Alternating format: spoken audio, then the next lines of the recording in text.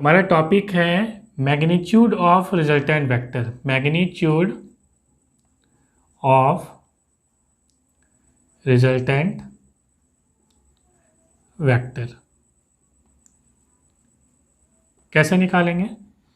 तो देखिए, resultant vector का मतलब क्या होता है। जैसे मान लीजिए मैंने बताया था, जैसे मान लीजिए एक वेक्टर ये है, एक वेक्टर ये है। तो दो रूल हमने पढ़ा था, एक तो ट्रायंगल रूल और दूसरा हमने पढ़ा था पैरेललोग्राम रूल। ठीक है, तो आप देख सकते हो पिछली वीडियो में, एक वेक्टर ये है और ये वेक्टर ये है। ठीक है, ट्रायंगल ये पैरेललोग्राम रूल यदि हमने लगाया तो मैंने बताया था कि ये जो वेक्टर होगा वो आर होगा।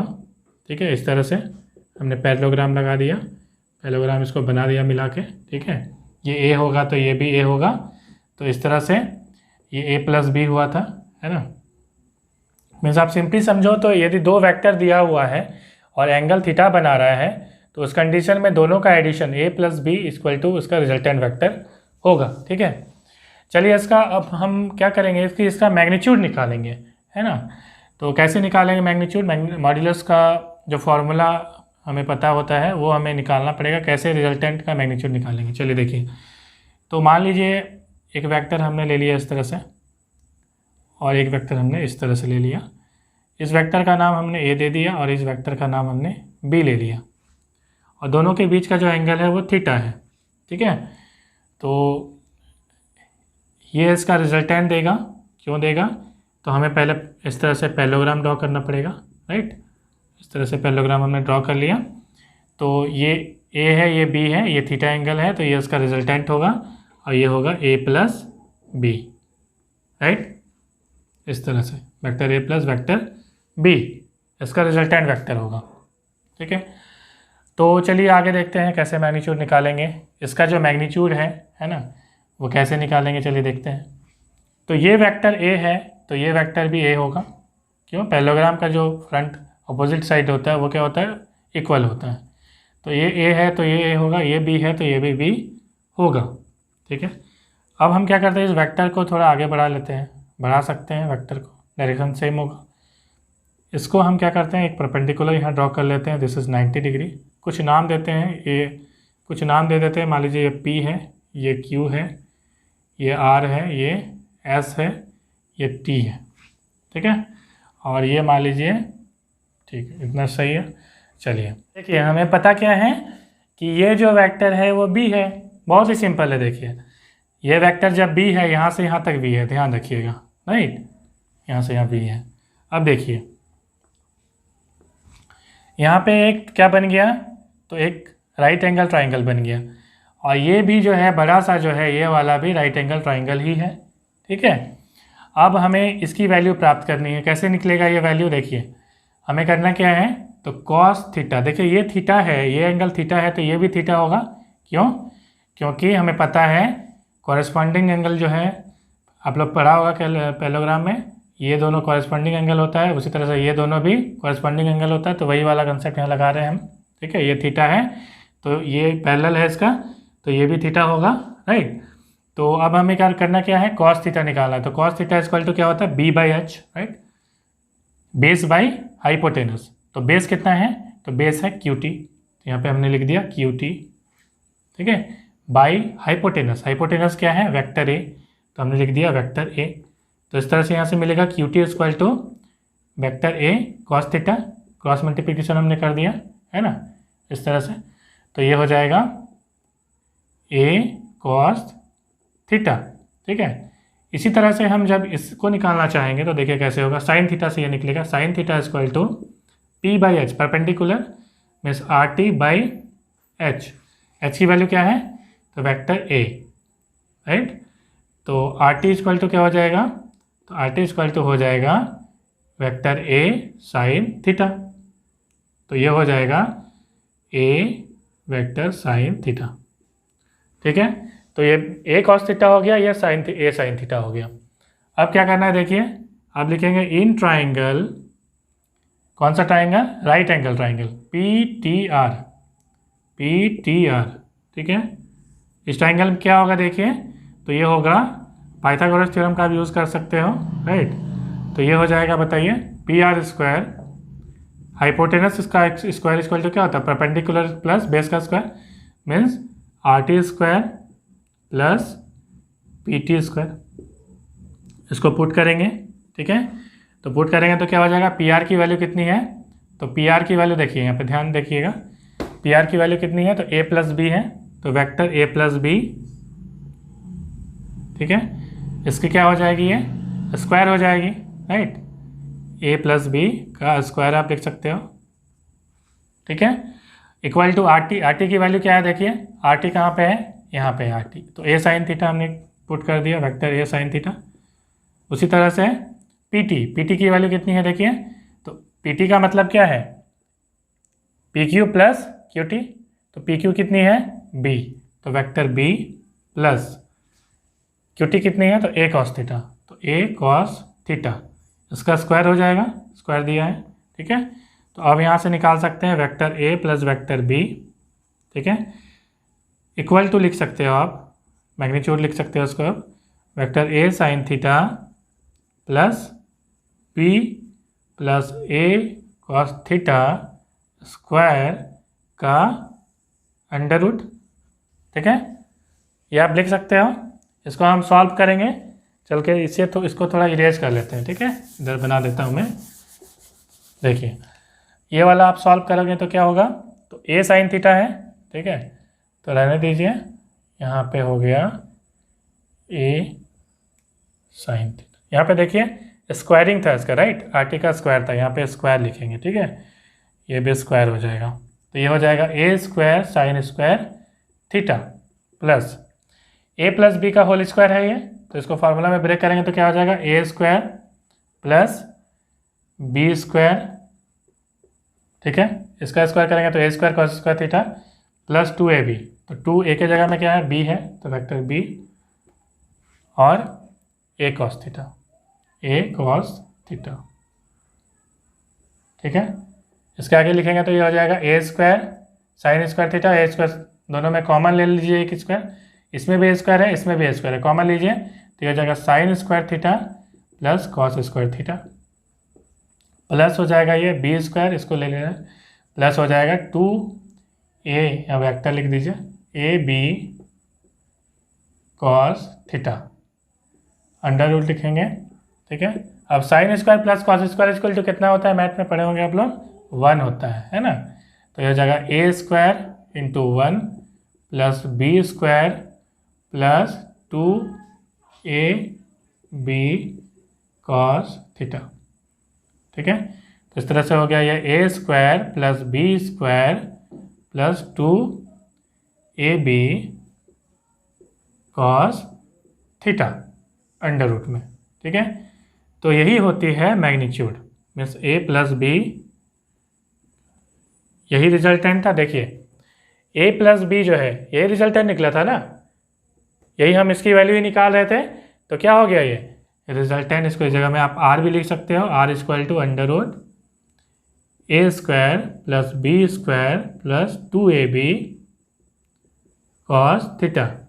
यहाँ पे ध्यान देंगे ए क्या है, ए एक पहला वेक्टर है, बी क्या है, B is the second vector, and theta is the angle between this vector, right. तो आप उस कंडीशन में इसको आप यूज़ कर सकते हैं। आप चलिए इसको स्क्रीनशॉट ले लीजिए आप, मैं रेज कर देता हूँ। यहाँ पे देखिए हमने लिखा था a प्लस बी वैक्टर, यदि इसको आप इस तरह से, यदि a माइनस बी वैक्टर यदि कहीं पे दिया हुआ है, देखिए मैग्नीट्यूड यही वाला निकलेगा, मैं ये अलग कंडीशन बता रहा, तो उस कंडीशन में आप फॉर्मूला को A square plus B square minus 2ab cos theta लिख सकते हो, ठीक है। लेकिन निकलेगा इसी से, आप इस फॉर्मूला को याद रखेंगे, ठीक है। चलिए न्यूमेरिकल से एक बना लेता हूँ। जैसे देखिए मान लीजिए एक क्वेश्चन दे दे, क्या क्वेश्चन है कि एक वेक्टर ये है, एक वेक्टर ये है, दोनों के बीच का जो एंगल है वो 60 डिग्री है, ठीक है। इस वेक्टर की वैल्यू है 40 Newton and this one is 20 Newton, ठीक है। अब आपको बताना है, क्वेश्चन दे दिया find the magnitude of resultant vector, ठीक है। कैसे बनाओगे आप, सिंपल सा फॉर्मूला है, रिजल्टेंट वेक्टर का फॉर्मूला क्या होता है? ये होता है under root A square plus B square plus 2ab cos theta, right. A क्या है यहाँ पे? ए यहाँ पे है मान लीजिए 40 न्यूटन का स्क्वायर प्लस बी है 20 का स्क्वायर प्लस 2, ठीक है, into 40 into 20 into cos 60 degree. Theta कितना है? 60 डिग्री, राइट। तो इसको हम करेंगे तो 1600 हो जाएगा प्लस ये हो जाएगा 20 का स्क्वायर 400 प्लस 2ab ये हो जाएगा, ठीक है। कॉस 60 का वैल्यू कितना होता है? हाफ होता है, हाफ कर दिया हमने। 2 8 जा 16 0 अंडर रूट, ठीक है। इसकी आप वैल्यू निकालोगे तो क्या हो जाएगा? ये 2000 और प्लस 800, राइट। तो ये हो जाएगा अंडर रूट 2800, ठीक है। इसकी आप निकाल लो, ठीक है। तो ये हो जाएगा 10 बाहर निकलेगा और अंडर रूट 28, ठीक है। और भी ये ब्रेक हो सकता है 10 7 इंटू 4 बस ये निकलेगा तो 20 हो जाएगा, ठीक है। Under root 7, this is the answer. ये क्या हो जाएगा? न्यूटन में हो जाएगा, ठीक है। क्यों? क्योंकि रिजल्टेंट हम निकाल रहे हैं तो फोर्स ही निकल रहे हैं, राइट। तो हो जाएगा 20√7 न्यूटन। जैसे मान लीजिए एक क्वेश्चन दे दिया, क्वेश्चन नंबर 2, ठीक है। एक वेक्टर ये है, एक वेक्टर ये है, इसकी वैल्यू है 20 न्यूटन, इसकी है 10 न्यूटन, ठीक। अब दोनों के बीच का एंगल है 90 डिग्री। अब आपको बताना है find the magnitude of resultant vector. क्या होगा बताइए? चलिए, तो ये हो जाएगा रिजल्टेंट वेक्टर की फॉर्मूला। आप फॉर्मूला मैं नहीं लिख नहीं रहे हूँ, डायरेक्ट कर दे रहा हूँ, ठीक है। तो अंडर रूट हो जाएगा ये 20 का स्क्वायर प्लस 10 का स्क्वायर प्लस 2a, ठीक है, b कॉस 90, राइट। तो ये हो जाएगा अंडर रूट 400 प्लस 100 प्लस कितना हो जाएगा? ये 20 है ना, 400 कॉस थीटा का मतलब कॉस 90 का मतलब 0, राइट। कॉस 90 की क्या वैल्यू होती है? 0 होती है। तो ये जाएगा अंडर रूट 400 प्लस 100, ये 0 हो गया, तो अंडर रूट 500, ठीक है। इसको आप निकाल सकते हो, तो ये निकल जाएगी 10√5, ठीक है। तो ये हो गया आंसर न्यूटन में, ठीक है। चलिए और एक न्यूमेरिकल, बहुत अच्छे न्यूमेरिकल करने वाला हूँ अब। चलिए देखिए, जैसे मान लीजिए ये फोर्स है और एक ये फोर्स है, ठीक है। दोनों एक ही लाइन में मैंने दिखाया हुआ है। मान लीजिए ये 10 न्यूटन है और ये भी 10 न्यूटन ही मैंने ले लिया, मान लीजिए, ठीक है। अब आपको क्या बताना है? रिजल्टेंट वेक्टर बताना है, ठीक है। कैसे निकालेंगे? तो रिजल्टेंट वेक्टर हो जाएगा इक्वल टू हो जाएगा, मैग्नीट्यूड निकालना है, magnitude of the resultant vector, right. तो मैग्नीट्यूड कैसे निकालेंगे? Under root 10 square plus 10 square plus 2ab cos theta, ठीक है। तो कॉस थीटा कितना है यहाँ दोनों के बीच में? देखिए 0 डिग्री है, एक ही लाइन में है तो 0 डिग्री, क्योंकि ये भी है और इसी पे है, तो एंगल कितना बनेगा दोनों में? 0 बनेगा। चलिए, तो ये हो जाएगा 100 प्लस 100 प्लस क्या हो जाएगा ये 200, और कॉस 0 का वैल्यू कितने होता है? 1 होता है। तो ये हो जाएगा 100 100 200 और प्लस 200 400 अंडर रूट मीन्स हो जाएगा ये 20 न्यूटन, राइट। तो ये हो गया। देखिए ऐसे भी आप समझ सकते हैं कि एक ही लाइन पे है, एक ही डायरेक्शन है, तो 10 + 10 करेंगे रिजल्टेंट। रिजल्टेंट का मतलब क्या होता है? रिजल्टेंट का मतलब नेट जो है इफेक्ट क्या होगा? तो एक ही तरफ आप फोर्स लगा रहे हैं, तो 10 न्यूटन और 10 न्यूटन क्या होगा? दोनों ऐड हो जाएगा तो 20 न्यूटन, समझ गए। तो हम लोग हमेशा फार्मूला का यूज़ करेंगे ताकि कन्फ्यूज़न ना हो। चलिए और एक क्वेश्चन कर लेते हैं। क्वेश्चन क्या है? If a + b magnitude of a + b equal to magnitude of a - b, इस तरह से आपका दिया हुआ है। Find the angle between a and b, right. यही क्वेश्चन है। चलिए देखिए कैसे बनाएंगे इसको, है ना। तो हमें पता है, अभी हमने प्रूफ किया था, मॉड्यूलस मैग्नीट्यूड निकाल रहे थे, तो a + b आया था, उसका मैग्नीट्यूड क्या आता है? a² + b² 2ab cos theta, ठीक है। इक्वल टू क्या हो जाएगा, A square plus B square, इसका मैंने बता दिया था, minus 2ab cos theta. Solve करेंगे तो A square square cancel out, B square cancel out, plus 2ab cos theta minus 2ab cos theta, ये इस तरफ आएगा तो ये हो जाएगा 2ab cos theta plus 2ab cos theta, minus आया तो प्लस हो गया, इक्वल टू 0। तो 2ab cos theta 2ab cos theta plus करेंगे तो हो जाएगा 4ab cos theta, right, equal to हो गया 0। तो ये हो गया कॉस थीटा इक्वल टू क्या हो जाएगा, तो 0/4ab, राइट। तो थीटा इक्वल टू क्या हो जाएगा 0, कॉस थीटा इक्वल टू 0/समथिंग 0 होता है, राइट। तो थीटा इक्वल टू क्या हो जाएगा, किस कॉस कितने की वैल्यू 0 होती है, कॉस 19 की, देख लीजिए यहाँ। तो कॉस थीटा इक्वल टू हो जाएगा कॉस 90, ठीक है, कॉस कॉस कैंसिल आउट, तो थीटा इक्वल टू क्या हो जाएगा 90 डिग्री। तो दिस इज द आंसर।